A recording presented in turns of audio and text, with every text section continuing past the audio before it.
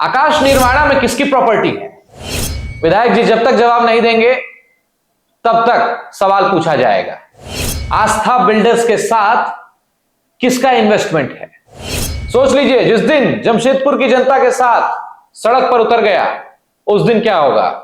अभी तो सिर्फ स्टूडियो से बोल रहा हूं तो इतनी मिर्ची लग रही है। एक मारवाड़ी बिल्डर्स के साथ साक्षी और बाराद्वारी में कई सारे अवैध निर्माण किए जा रहे हैं। किसके द्वारा किए जा रहे हैं कृष्ण कुमार जी? विधायक जी आगे आकर जवाब देंगे या फिर कंबल ओढ़कर घी पीते रहेंगे? हमें लीगल नोटिस भेजने वालों से गुजारिश करता हूं, आग्रह करता हूं कि अपने आका से कहिए कि जनता के बीच आए और जवाब दें।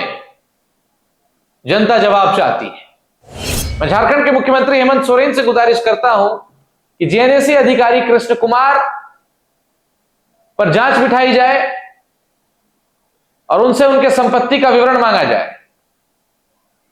देखिए बहुत कुछ निकलेगा।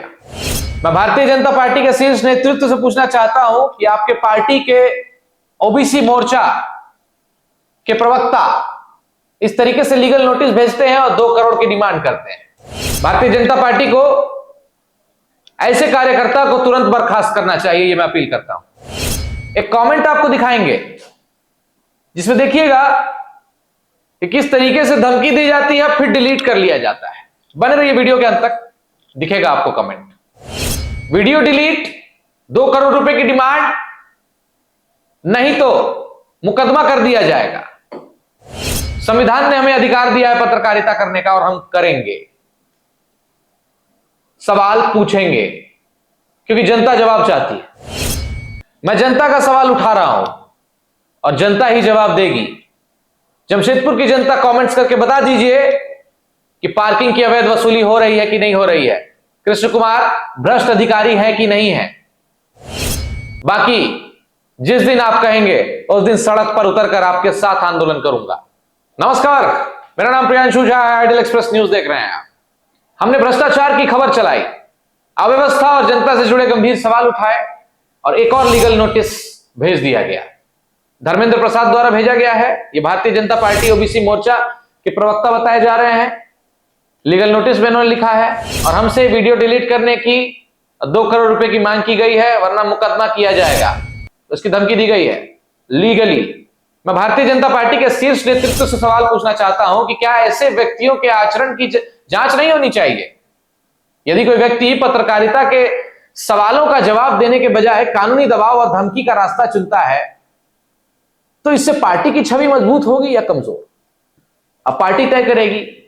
धर्मेंद्र जी, मुकदमा करना आपका अधिकार है और अपने आका के कहने पर आपने नोटिस भेजवा दिया, लेकिन पत्रकारिता का अधिकार भी संविधान ने हमें दिया है। हम सवाल पूछेंगे क्योंकि जनता जवाब चाहती है। रोक सकते हैं तो रोक लीजिए। अब बात करते हैं साक्षी बस स्टैंड की, जहां पर जनता के बीच चर्चा है कि यहां पर हर महीने करोड़ों का कारोबार होता है और भारी रकम की वसूली होती है, लेन देन होता है। 40 लाख सिर्फ साक्षी बस स्टैंड से आता है। जी हां, जो मानगो के करीब है, जिसे मानगो बस स्टैंड भी कहा जाता है। अब जनता को सोचने की जरूरत है कि इसमें विधायक जी के घर में, उनके भतीजे के घर में और कृष्ण कुमार जी का कितना कट है इसमें। मजे की बात यह है कि सिर्फ 2 से 4 लाख रुपए ही सरकार के नाम पर जमा होता है। बाकी बचा पैसा 50-50 या फिर कितना पहुंच रहा है विधायक जी के आवास पे, जनता सच जानना चाहती है। विधायक जी चुप क्यों है? और कृष्ण कुमार जी से मैं पूछना चाहता हूं कि आकाश निर्वाणा में किसकी प्रॉपर्टी है भैया? आस्था बिल्डर्स के साथ किसका इन्वेस्टमेंट है? एक मारवाड़ी बिल्डर है जिनके साथ अवैध रूप से कई सारे बिल्डिंग निर्माण किए जा रहे हैं साक्षी और बाराद्वारी में, और धड़ल्ले से काम अभी भी चल रहा है।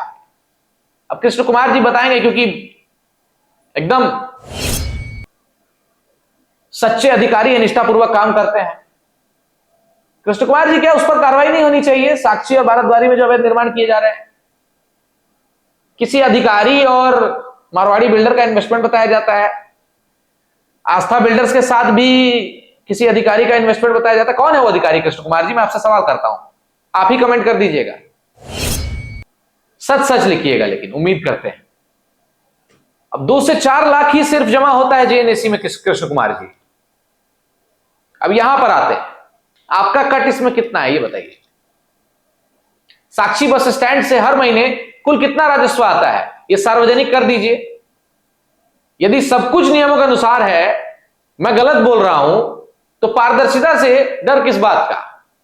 सब कुछ सार्वजनिक करिए। आंकड़े देखना चाहती है जनता, जनता जानना चाहती है कि आखिर वो जो पैसा दे रही है पार्किंग में, आप लोगों के पास कितना पहुंच रहा है।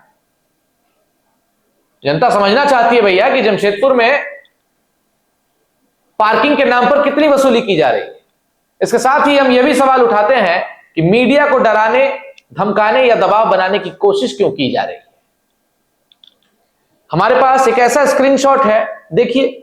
रात के रंगीन मूड में विधायक जी के भतीजे कमेंट कर देते हैं हमारी एक वीडियो पर। देखिए, दम है तो फेस टू फेस बात करिए। कोई समझाता है और फिर वो डिलीट कर देते हैं। अब समझिएगा, तुरंत डिलीट हो जाता है कमेंट। क्यों डिलीट होता है? सांच को आंच कैसा? यह आपके मन का भय है, क्योंकि आपका भ्रष्टाचार जमशेदपुर की जनता के सामने है।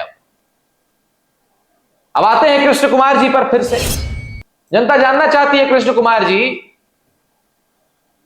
नियमित टेंडर प्रक्रिया क्यों नहीं है, क्यों नहीं अपनाई जा रही,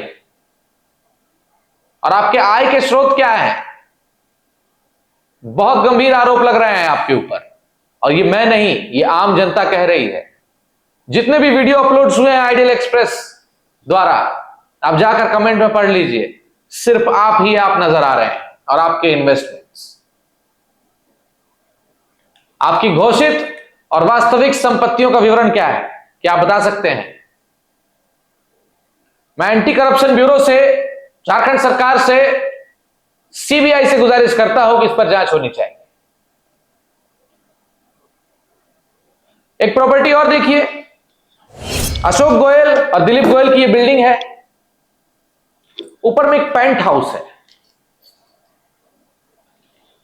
यह किसका है विधायक जी? और इसमें एक कमरा है। सूत्र ये बताते हैं इस कमरे में सिर्फ माननीय ही जा सकते हैं और किसी को इजाजत नहीं है। आखिर उस कमरे में ऐसा क्या है? जांच का विषय है, जांच होनी चाहिए। हम सवाल कर रहे हैं, हम आरोप नहीं लगा रहे हैं, हम जवाब मांग रहे हैं। जवाब दे दीजिए। आप एक जनप्रतिनिधि हैं, आप एक पब्लिक फिगर हैं। हमारा काम है सवाल उठाना। संदेह होगा, सवाल करेंगे, आपको जवाब देना चाहिए। अब सीधा सवाल विधायक श्री सरयू राय जी से है कि जनप्रतिनिधि का काम जनता के सवालों का जवाब देना है, कंबल ओढ़कर घी पीना नहीं। कब तक चुप रहिएगा? और कंबल ओढ़कर कितना घी पीना है? मैं चाहता हूं कि एक बार आप सामने आए और जनता को उनके सवालों का जवाब दें। यह आम जनता का अधिकार है। सोचिए, मैं स्टूडियो से बैठकर आपके लिए खबर प्रकाशित कर रहा हूं। जमशेदपुर की जनता, मेरे यहां होने से इतनी मिर्ची लग रही है। सोचिए, जिस दिन सड़क पर आपके साथ आंदोलन करूंगा उस दिन क्या होगा। मैं जमशेदपुर की जनता से आह्वान करना चाहता हूं कि आप कमेंट करिए, भर दीजिए, बता दीजिए कि कौन क्या कर रहा है। जब आप कहेंगे तब आइडियल एक्सप्रेस आपके साथ खड़ा रहेगा। मैं खुद सड़क पर उतरकर आपके साथ आंदोलन करूंगा। बने रहिए हमारे साथ, देखते रहिए आइडियल एक्सप्रेस न्यूज, और इन्वेस्टमेंट किसका कहां कहां है जल्द खुलासा करेंगे। धन्यवाद।